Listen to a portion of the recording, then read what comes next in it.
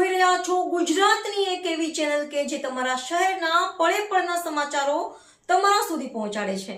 સ્વાગત છે આપનું A1 અભિક્રાઇમ ન્યૂઝમાં। હું છું એન્કર અર્પિતા પટેલ।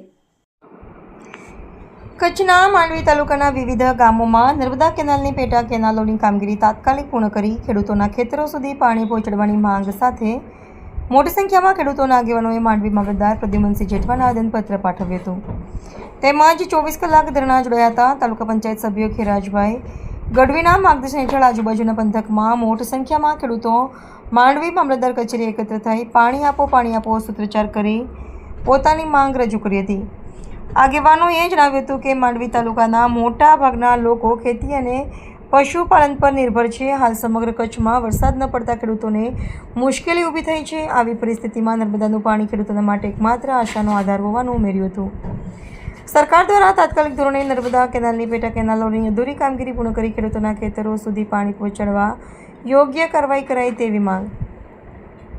શ્રી ગઢવી સાહેબના આગેવાનો માંડવી મામલતદાર કચેરી સામે 24 કલાકના ધરણા પર બેઠા છે અને ચીમકી આપી કે જો ખેડૂતોની વ્યાજબી માંગણીનો તાત્કાલિક ઉકેલ નહીં આવે તો ખેડૂતો સાથે આગામી દિવસોમાં વધુ ઉગ્ર આંદોલનાત્મક કાર્યક્રમો હાથ ધરાશે। રિપોર્ટર ભરત ઠાકોર, કચ્છ।